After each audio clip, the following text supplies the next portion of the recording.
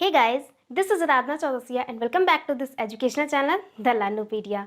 Topic चल रहा है हमारा आधुनिक भारत का इतिहास, मॉडर्न हिस्ट्री ऑफ इंडिया। और इसमें जैसा कि पता है आपको 2 चैप्टर कंप्लीट हो चुके हैं। उसके पीडीएफ मैंने अपलोड कर दिया है टेलीग्राम पर। और थर्ड चैप्टर हमारा चल रहा है क्या नाम है, भारत में ब्रिटिशकालीन नीतियाँ और प्रभाव। और इसमें हमने 2 पार्ट कंप्लीट भी कर लिया है। कौन कौन सा? आर्थिक नीति और साम्राज्यवादी नीति। इसकी वीडियो भी अपलोड है, तो आप देख लीजिएगा प्लेलिस्ट में जाकर। और आज हम देखेंगे प्रशासनिक नीति। प्रशासनिक नीति पर भी 2 पार्ट हमने कंप्लीट कर लिया है। इसके अंदर भी 2 पार्ट हैं, उसे हमने कंप्लीट कर लिया है। अच्छा, प्रशासनिक नीति में क्या क्या हमें देखना है, देखिए।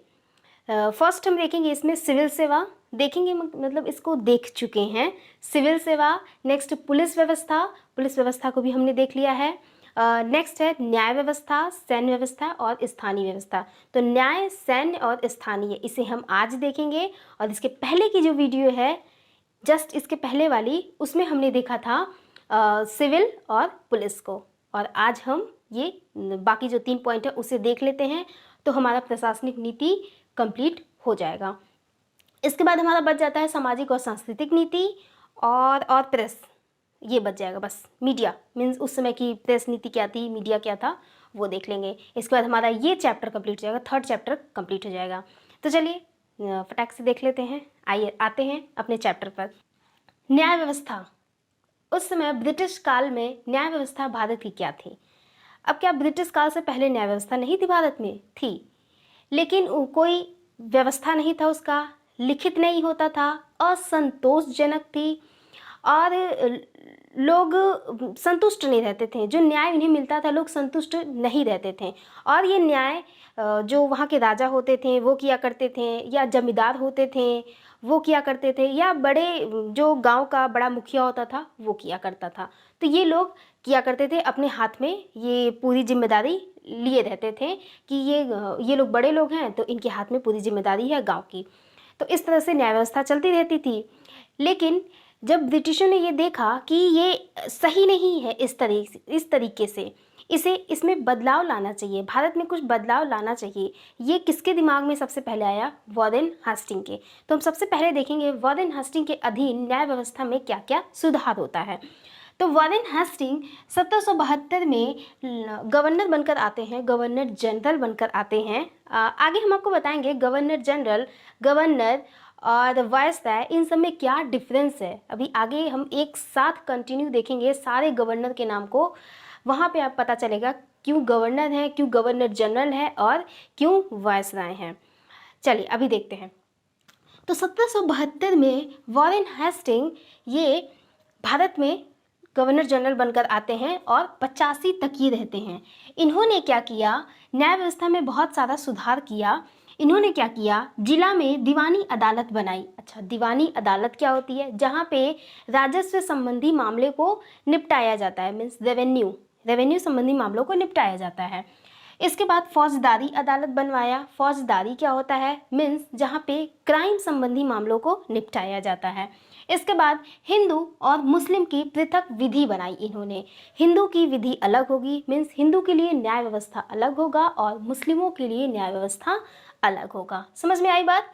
आगे न्याय का कार्य कलेक्टर के अधीन कर दिया। उस समय का जो कलेक्टर होता था उस जिला का, वो न्याय व्यवस्था देखता था। आज जज होते हैं ना, पहले कलेक्टर हुआ करते थे उस टाइम पर।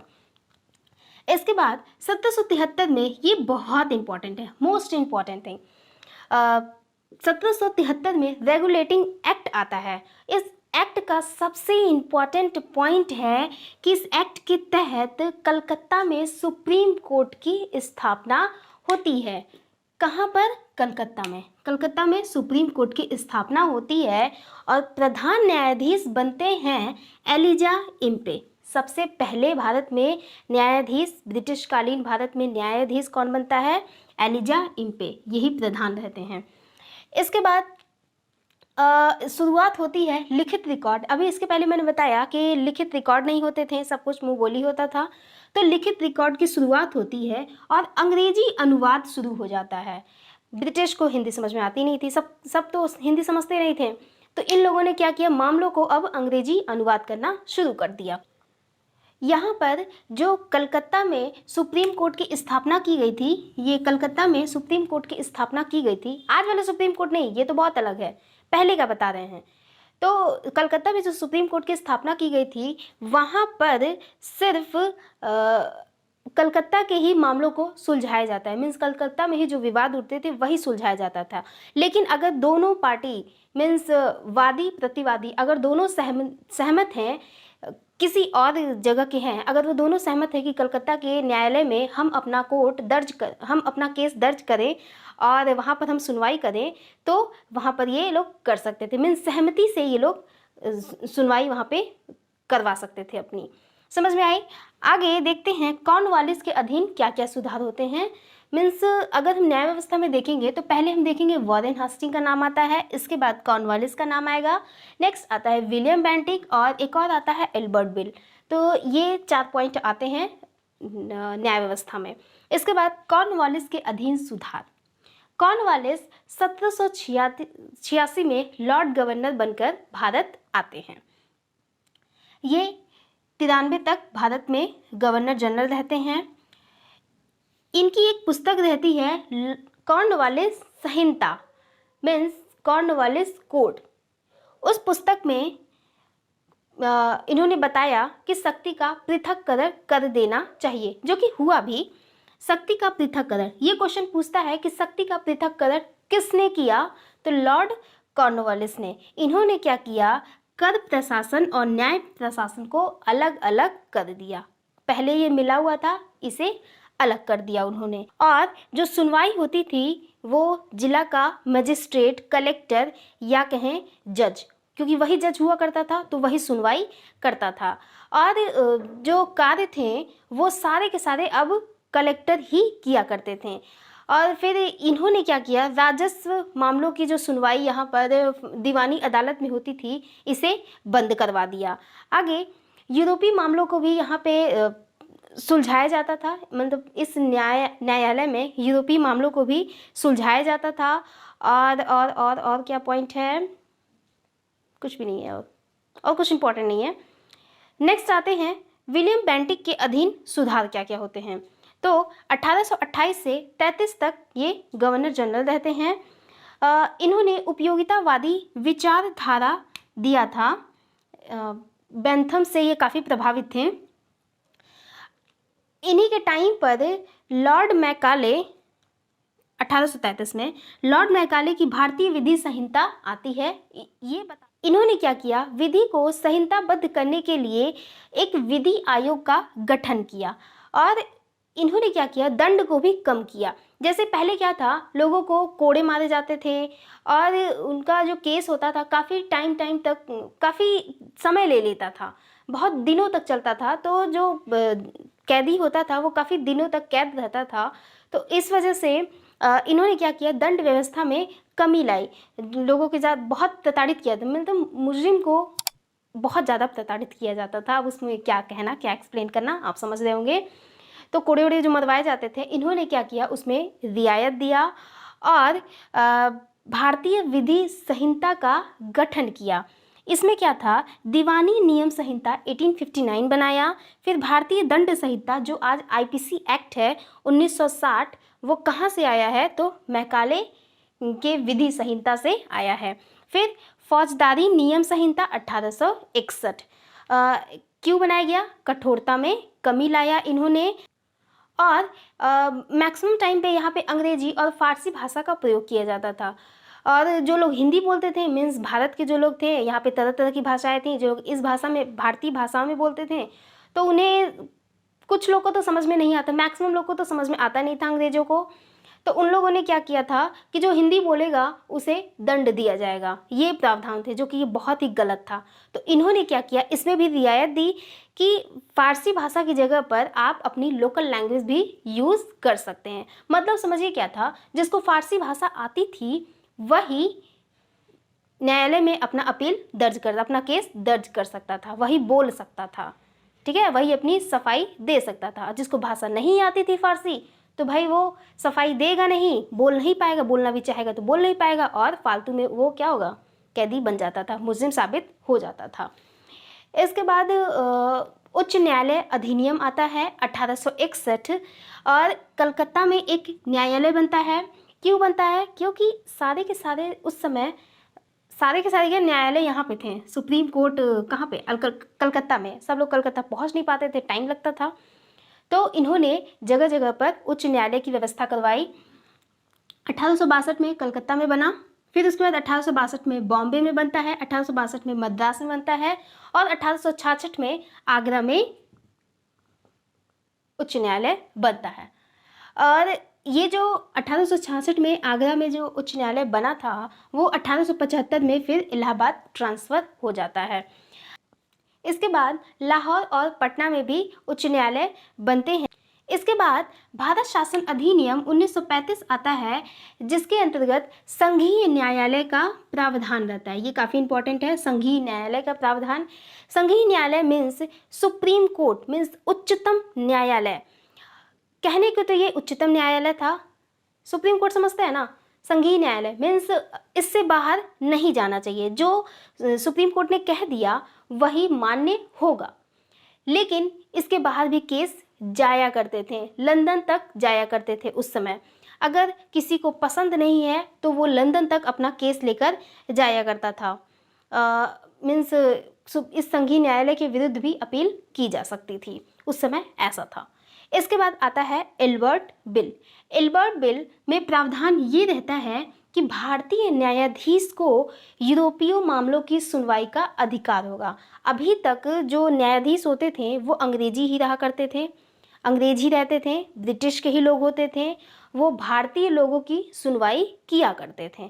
अब एल्बर्ट बिल में ये रहता है कि भारत के लोग भी जज बन सकते हैं और यूरोपीय मामलों की भी सुनवाई कर सकते हैं। चलो ठीक है, जज तो बने तो ठीक, इतना तो डाइजेस्ट हो गया ब्रिटिशों को, लेकिन ये नहीं उन्हें डाइजेस्ट हुआ कि वो हमारे मामलों को भी सुलझाएंगे। यहाँ पे तो हम उन पर हुकूमत करने आए हैं ना, मीन्स ब्रिटिश कहते हैं कि हम उन पर हुकूमत करने आए हैं, तो वो हमारे मामलों को कैसे सुलझा सकते हैं।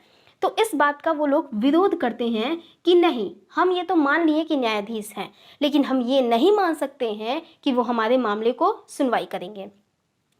तो ये कौन लेकर आया रहता है? रिपन, लॉर्ड रिपन इस प्रावधान को, एल्बर्ट बिल को लेकर आए रहते हैं।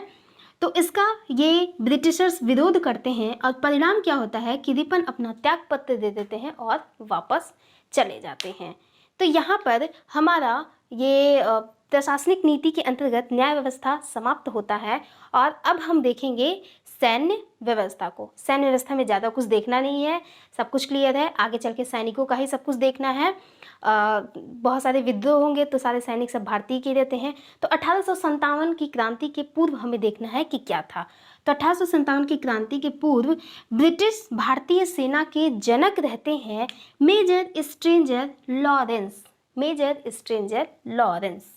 और भारतीयों में, भारतीय सैनिक जो होते थे उनमें अगर किसी भारतीय सैनिक को सबसे ऊंचे पद पर जाना हो तो वो सिर्फ सूबेदार तक ही पहुंच सकता था। मीन्स कहने का मतलब है कि भारतीय सैनिक में सर्वोच्च पद होता था सूबेदार का, ब्रिटिशर्स के अधीन जब ये लोग रहते थे।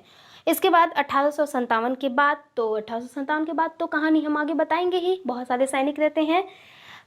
इसके बाद अब हम देख लेते हैं स्थानीय स्वशासन को। इसके बाद हमारे प्रशासनिक नीति वाला चैप्टर समाप्त हो जाता है। आगे अब हम देखेंगे स्थानीय स्वशासन को। ब्रिटिश काल में स्थानीय स्वशासन कैसा था? अच्छा, ब्रिटिश काल के पहले क्या था? क्या कर व्यवस्था नहीं थी कोई ऐसी? क्या स्थानीय स्वशासन नहीं थे? मीन्स स्थानों पर लोगों का राज नहीं था? मौर्य काल में भी था, अर्थशास्त्र में जैसा कि वर्णित है, चोल काल में, और फिर इसके बाद और क्या है, अबुल फजल द्वारा आईने अकबरी में भी लिखा गया है कि स्थानीय स्वशासन कैसे कैसे चलता था। अब अंग्रेज जो आते हैं वे भारत को आधुनिक करना चाहते हैं और इसी उद्देश्य से स्थानीय स्वशासन की बहुत सारी नीतियां वो लोग लेकर आते हैं, जिसके अंतर्गत शिक्षा, स्वास्थ्य, सफाई, अस्पताल का जलापूर्ति, सड़क आदि के संचालन से संबंधित नियम लेकर वो आते हैं। तो इसमें हम देखेंगे पहले 1857 के पहले क्या था। तो 1857 के पहले 1687 में मद्रास में पहला नगर निगम बनता है। मद्रास में पहला नगर निगम, समझ में आया। आगे 1726 में कलकत्ता और बम्बई में नगर निगम बनता है, ये दूसरे और तीसरे होते हैं। फिर इसके बाद 1793 में चार्टर एक्ट द्वारा, जो 1793 का चार्टर एक्ट देता है, वो स्थानीय निकाय में वैधानिक मान्यता प्राप्त कर लेता है। अभी तक तो सिर्फ नगर निगम बनाए गए थे, लेकिन इसे वैधानिक मान्यता कब मिलती है? 1793 में। फिर 1842 में नगर पालिकाओं को अप्रत्यक्ष कर लगाने का अधिकार प्राप्त हो जाता है। अब इसके बाद हम देखेंगे 1870 में, यहाँ पर 1857 के बाद से कहानी यहाँ शुरू होती है। ये पूर्व की कहानी थी तो कुछ उसमें खास नहीं है, 1857 के बाद से ही कहानी में थोड़ा सा मोड़ है। 1870 में लॉर्ड मेयो का प्रस्ताव आता है। अच्छा, प्रस्ताव में क्या रहता है कि वो जो प्रस्ताव लेकर आए रहते हैं वो भारत परिषद अधिनियम से रहता है 1861 के, और इसमें वैधानिक विकेंद्रीकरण की नीति रहती है। इस नीति में ये रहता है कि स्थानीय कर और केंद्रीय कोष से धन प्राप्त होंगे, कि स्थानीय कर जो स्थानों से कर लिए जाएंगे और केंद्रीय कोष जो केंद्र का जो धन होगा वहां से धन की प्राप्ति होगी। फिर सड़क, शिक्षा आदि कर प्रांतीय सरकार को जाएंगे। जो सड़क और शिक्षा और सफाई, फिर इसके बाद हॉस्पिटल से, इन सब चीज़ों से जो भी कर प्राप्त होंगे वो कर कहाँ जाएंगे? प्रांतीय सरकार को जाएंगे। और 1871 में बंगाल जिला उपकर एक्ट, मीन्स उपकर कर लेने का एक्ट ये बनाया गया। इसके बाद 1872 में लॉर्ड रिपन का प्रस्ताव आता है। लॉर्ड रिपन ये स्थानीय स्वशासन के जनक माने जाते हैं। कौन? लॉर्ड रिपन, स्थानीय स्वशासन के जनक। और जो इन्होंने प्रस्ताव दिया है वो स्थानीय स्वशासन का मैग्ना कार्टा है। आप समझते हैं प्रस्ताव में क्या क्या बातें थी। तो प्रस्ताव में था कि स्थानीय स्वायत्त संस्थाओं का विकास होगा और यह राजनीतिक शिक्षा का साधन है। फिर मेयो की वित्तीय विकेंद्रीकरण नियम को लागू करना होगा। फिर गैर सरकारी सदस्यों का बहुमत होगा, मीन्स गैर सदस्य सरकारी जो सदस्य जो होंगे उनका चुनाव होगा, जो बहुमत में होगा उसे रखा जाएगा। और न्यूनतम सरकारी हस्तक्षेप होगा, जिसमें सरकार की अनुमति के बिना कोई भी कर रोपण नहीं किया जा सकता था। तो ये सारे प्रस्ताव थे, किसमें थे? लॉर्ड रिपन का प्रस्ताव था ये सब। इसके बाद हम देखेंगे भारत शासन अधिनियम 1919 आता है। इसमें क्या बात कही जाती है कि स्थानीय स्वशासन अब प्रांतीय स्वशासन को प्रांतीय सरकार होगा, प्रांतीय सरकार, कि स्थानीय स्वशासन से जो कर प्राप्त होगा वो अब प्रांतीय सरकार लेगी। मीन्स अब ये कर व्यवस्था को प्रांतीय सरकार की तरफ हस्तांतरित कर दिया जाता है। फिर यहीं पर आता है 1930 में साइमन कमीशन। साइमन कमीशन, और साइमन कमीशन ने इस बात को व्यर्थ बता दिया। साइमन कमीशन इस बात को व्यर्थ बता देता है और कहता है कि सरकारी नियंत्रण जरूरी है, बिना सरकारी नियंत्रण के ये सारी चीजें नहीं होंगी। तो इस वजह से उसने व्यर्थ बताया। और भारत शासन अधिनियम 1935 आता है फिर, जिसमें ये बात कही जाती है कि कार्यभार में वृद्धि होगी परंतु कर व्यवस्था यथावत रहेंगे, कि कार्यभार में वृद्धि होगी, कर व्यवस्था वही होंगे। इसके बाद वित्त नियंत्रण निर्वाचित प्रांतीय सरकार को, जो सरकार चुनी जाएगी उन्हीं को वो वित्त का नियंत्रण करेगी, वही वित्त के मामलों को देखेगी। और स्थानीय निकाय कर निर्णय में प्रांतीय सरकार की अनुमति ले। तो ये तो बात क्लियर है कि जो भी कर लगाए जाएंगे, जो भी कर आरोपित होंगे वो प्रांतीय सरकार की अनुमति से होंगे। यहाँ तक तो बात खत्म हो जाती है 1935 के भारत सरकार अधिनियम। यहाँ पर ब्रिटिश काल की स्थानीय स्वशासन समाप्त हो जाती है। और इसके बाद स्वतंत्रता प्राप्ति के बाद इसका क्या होता है, मीन्स कैसे ये सारी चीज़ें देखी जाती हैं। तो ये हमारे भारतीय संविधान में लिखा हुआ है अनुच्छेद 40 में, जो गांधी विचारधारा से प्रेरित है। और फिर संवैधानिक दर्जा भी इसे दिया गया। 1973 में संशोधन किए गए हैं, 73वां और 74वां संशोधन। ये तो पॉइंट तब पढ़ाएंगे जब पॉलिटी देखेंगे हम, तो उसमें स्थानीय स्वशासन का एक अलग चैप्टर ही है। तो फिर हमारा ये वाला चैप्टर कंप्लीट हो जाता है, मीन्स प्रशासनिक नीति से खत्म हुई है। इसमें हमने 5 पॉइंट कंप्लीट कर लिए। कौन कौन से? सिविल सेवा देख लिया, और पुलिस सेवा देख लिया, सैन्य व्यवस्था देख लिया, न्याय व्यवस्था देख लिया, और अभी हमने देखा स्थानीय स्वशासन को भी। ये कंप्लीट होता है। इसके बाद सामाजिक और सांस्कृतिक बची रहेंगे और प्रेस नीति बची रहेगी। तो फिर वो दोनों भी नेक्स्ट एक वीडियो में आई होप कंप्लीट हो जाना चाहिए, बट सामाजिक और सांस्कृतिक थोड़ा सा लंबा चैप्टर है। चलिए मिलेंगे फिर नेक्स्ट वीडियो में, तब तक take care and bye bye.